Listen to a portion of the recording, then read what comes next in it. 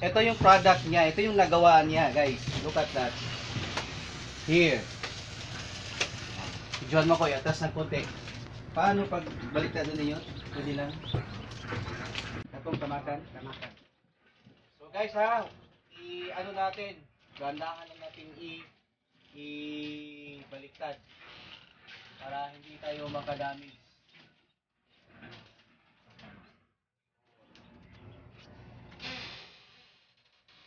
Ilang itlog ninyo? 5,000. Ito lahat. Oh.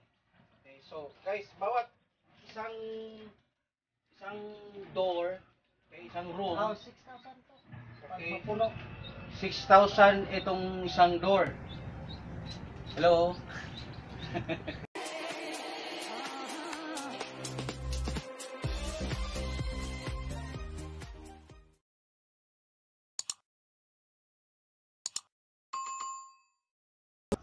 Hi guys, mga busing, mga ma'am, welcome back ulit sa aking channel. At saka sa mga baguhan, baka ang itong channel na to ay para ho sa inyo, ito yung hinahanap nyo. So topics natin ngayon, ang ipipicture natin ay isang successful na mga sa paggawa ng incubator. Okay, so samahan nyo ako sa aking pagbibiyahe today. Okay? So, stay in line mga busing ha. Let's go! Ayun guys. So, ang maganda dito, hindi lang itig tsaka yung farming ang nagustuhan ko sa aking ginagawa. Kaya maganda, mayroon tayong natutunan.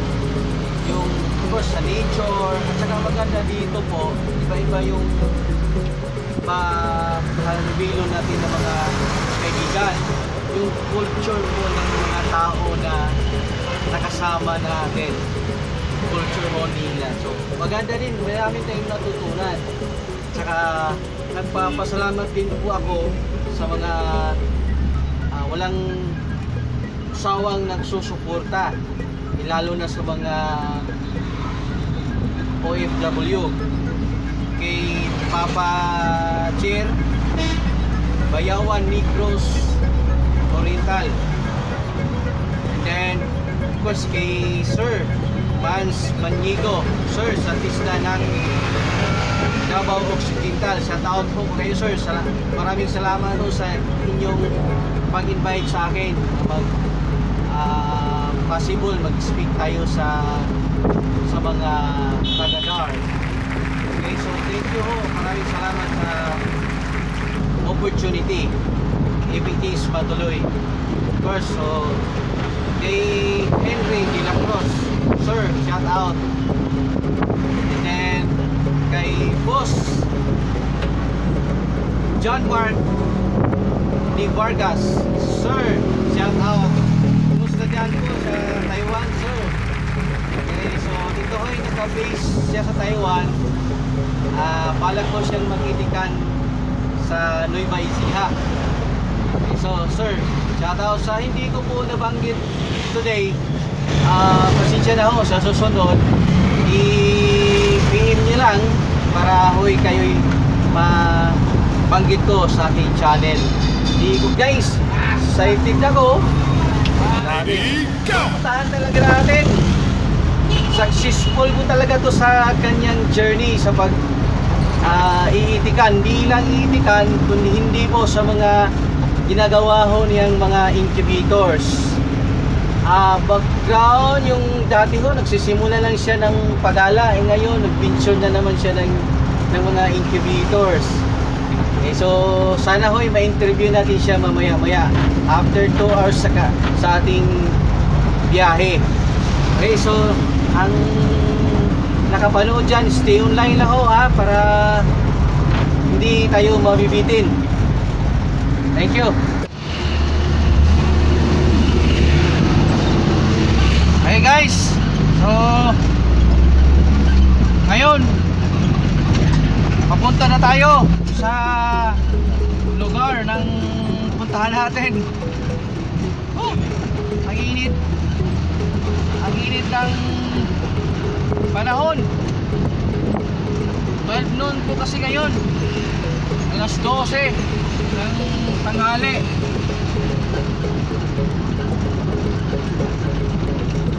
Galing tayo sa Davao City. Opposite way tayo, papunta ng north. Maganda ngayon kasi walang ulan. Walang ulan. Tapos mamaya kain tayo ng balot.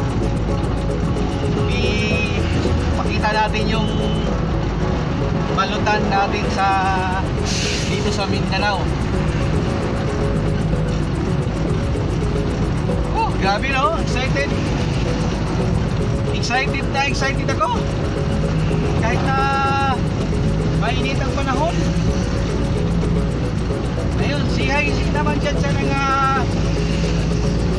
nag-i-incubate. Kumusta na po yung mag-i-incubate dyan? Sana hoy naging successful po kayo sa tinuturo natin last video. Kay Boss Ismael, isang kapitan po to sa Sirip Agwat dito sa Mindanao.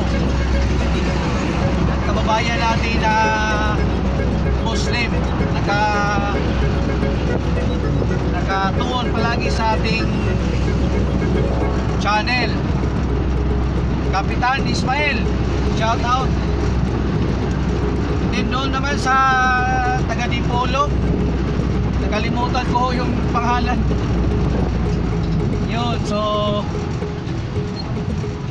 yun, nagta-traffic muna. Ano kayang meron dito? Yun, malaking traffic pala. Ayun guys, so nakatawid na ho tayo sa isang city. From Davao City at naka 1 hour and a half na po tayo sa paruroonan natin po. Nandito na tayo ngayon sa isang Panabo City. So malapit na tayong makarating. Ayun guys, so dito na tayo ngayon sa isang association sa balutan dito sa amin. So kakain na tayo. Let's go. Balot.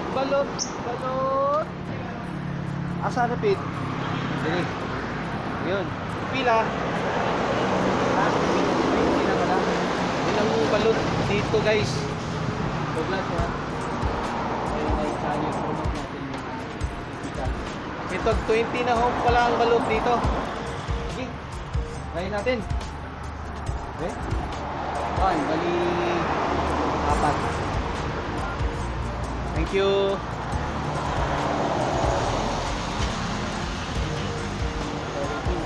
Bali dalawang bowl. Sige, dalawa. Ayun, so guys, dalawang association dito po meron.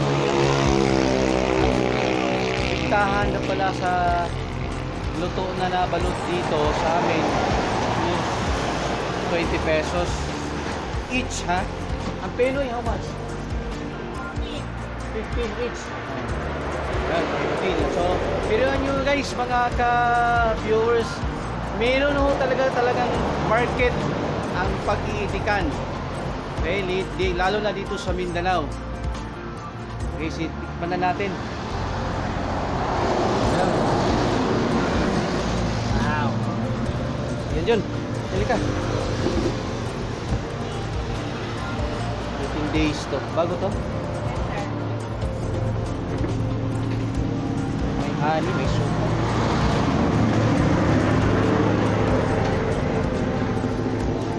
Yun, so guys, so may maalat at saka may suka.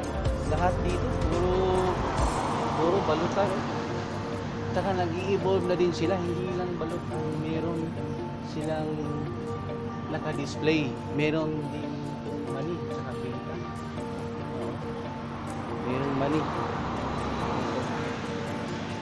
At Tapos may suka. Oh, magkano to? 30. 30. Ika. Parang sarap yata yung bingka, no? Dito sa kanilang tindahan, dito sa Juicy Balutan, suka. Saan po yung suka? Dito suka, miss. Here. Yung pinaka masarap nila na suka, guys, oh. Sa kulay pala.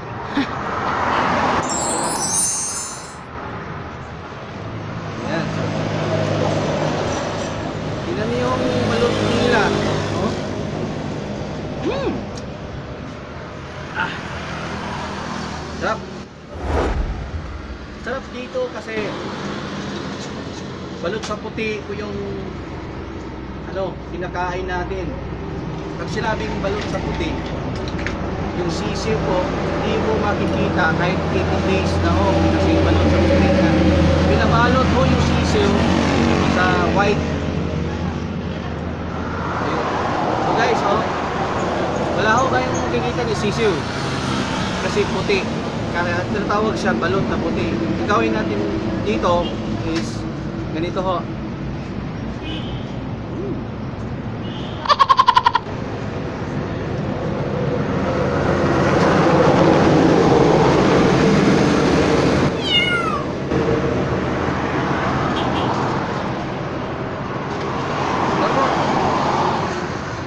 Hindi lang balot na puti at saka balot din sa tawag sa Bisaya, balot sa tagak. Pagkain mo na mahuhulog lahat yung sisiyo dito lahat. So okay, see you online mamaya. Malapit na ho tayo sa ating friend na marami ito dito. Puntahan natin. Okay, bye for now guys. So ubos na ho yung balot natin here. Nakaubos ho tayo ng 4, no? Tsaka yung kaibigan ko, 4. Uy, stop mo dyan. May pulis na. Here. So, dati ho kasi, bibinta ang balot paggabi.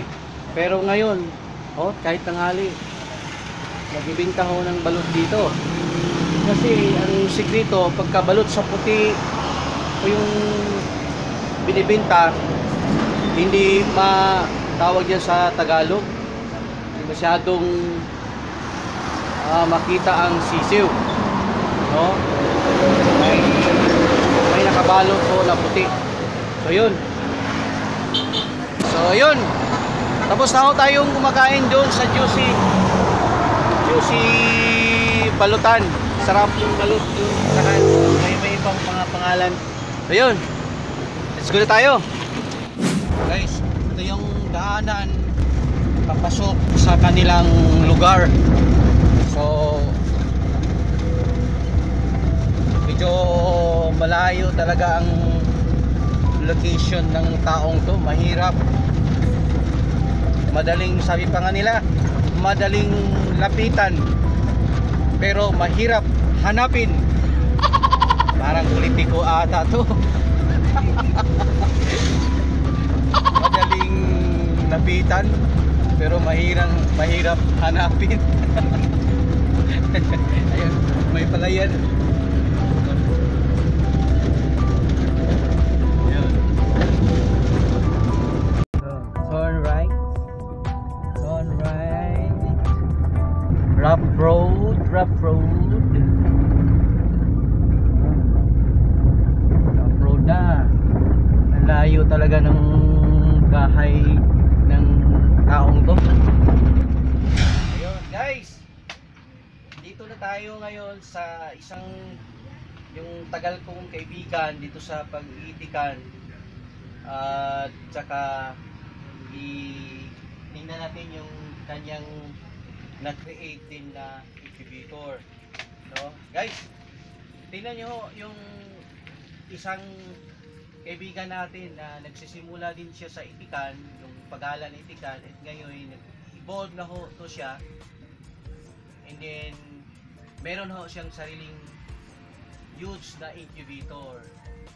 Ito ho din yung isang product kasama ko din, isa yung mentor namin, yung last video ko na si Manong Boy, yun din yung nagtuturo sa kanya. Isa din yun, no? So, ito yung product talaga ni Manong Boy. Kami, ang mga tawag dito, na mga estudyante niya. Yun, dyan yan. Kailan na nakakuhaan nyo?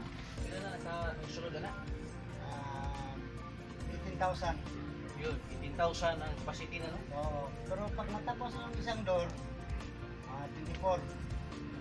Saka yung isang hatsiri, 4,000 ang sunod na piso. Oo, no? Siguro nahimo ano, no? Oo. Grabe, no? So, yun, siya na nagagawa dito, guys.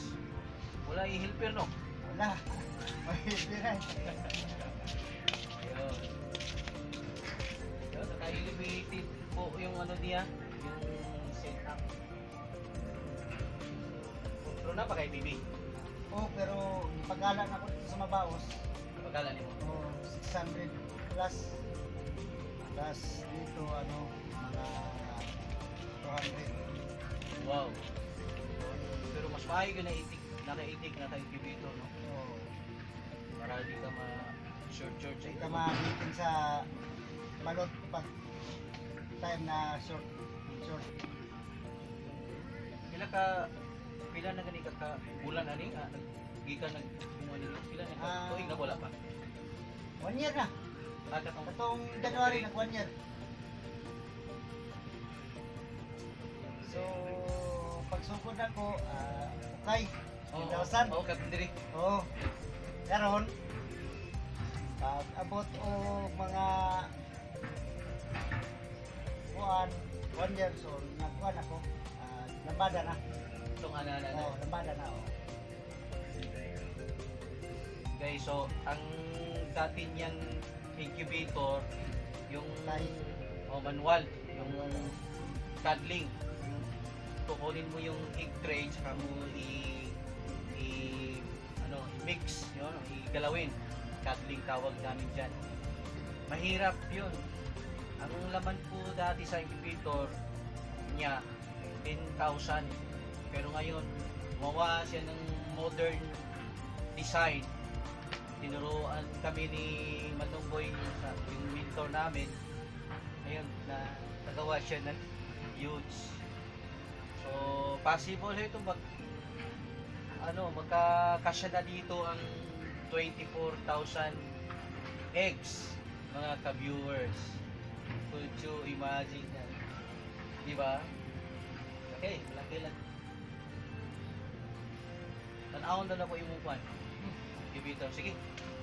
Yun, video lang yun. Kung ano ikatong niya. Yeah, ang baha rin yun. Wala. Katong one time na bahaan dito. Hindi akong naong yan. Wow, guys! Yung atas kamay, dito ka banda. Para makita. Yung saring niyo ngayon, ha. Look at guys. Yun. At guys. Oh. Ma-assure ko. Itong taon na to, kaya niyang gumawa ng incubator. Kung may mga orders so tayo, gustong pagawa ng incubator, kasama po photo siya. So, ito yung product niya, ito yung nagawa niya, guys. Look at that. Here. Diyan mo ko, atas ng puti. Paano ba? Right, ano na yun? So, guys, ha, ano natin, gandahan na natin ibaliktad para hindi tayo makadamage.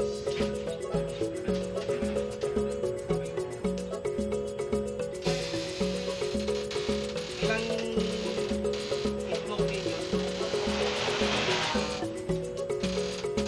5,000. Ito lahat. Oh. Okay, so guys, bawat isang door kay isang room, 6,000 to. Okay. Mapuno. 6,000 itong isang door. Hello? Isang door, 6,000. Saka nandito din another 6,000. Sa gitna mo yung ano tawag dito, yung exhaust fan niya dito. Okay, so simple lang, no? Ay hindi naman matawag na simple kasi talagang matrabaho ang paggawa talaga dito. Yan, pero simpleng pag-operate mo na. Yun. Tapakan natin dito.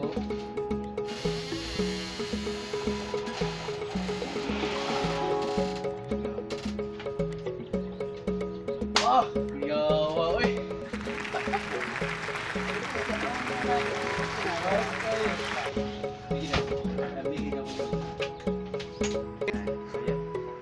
Ang style pala niya. Dako lagi kayo mo hang sa. Kung saan lang ba yun? Ilalom? Oh, lalo. Okay po lagi style. Mas tipid siya. Oh. Mas okay ang pansahangin. Ano? Nya dagan. Hmm. Mas okay din niya. Compare atong iana stand. Oh, depende ra gud sa pag-design gud. Depende ra gud sa tigbuhat.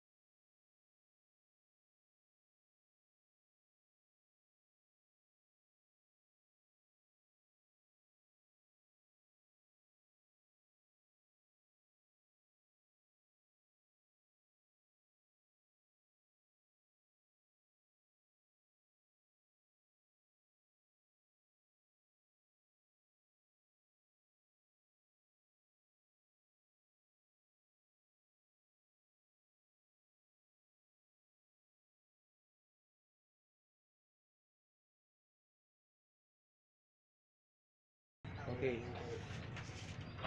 Wow. Ilang laman to nyot kung magpapisa ka? 4,000.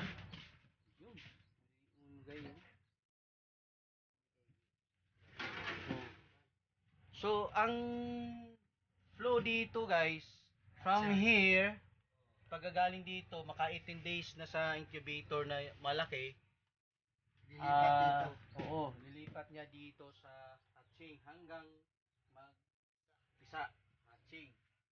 So, kayang 4,000 ang capacity din dito. Kahit ilang thousand pwedeng ipasok ata dito eh. Basta graduate ano lang, hagdan-hagdan. Yung pag hindi magsabay-sabay. Grabe. So yun. Okay. So yun lang guys. Sana ho sa ating topics na to, sa video din na ito, meron na naman tayong naiambag doon sa industry sa pag-iitikan. At saka syempre sa mga gustong pumasok sa aming hindi lang sa aming negosyo sa pag-iitikan. So mayroon talagang sustainability itong ginagawa namin. Okay, so sana ho sa video talagang na-inspire ko kayo uli. Tsaka makatulong talaga tayo kahit paano. Sa susunod ho, pipicture na naman natin yung ibang farm na naman, yung puntahan natin. Okay? Thank you sa panonood. Hanggang sa ulitin. God bless us all.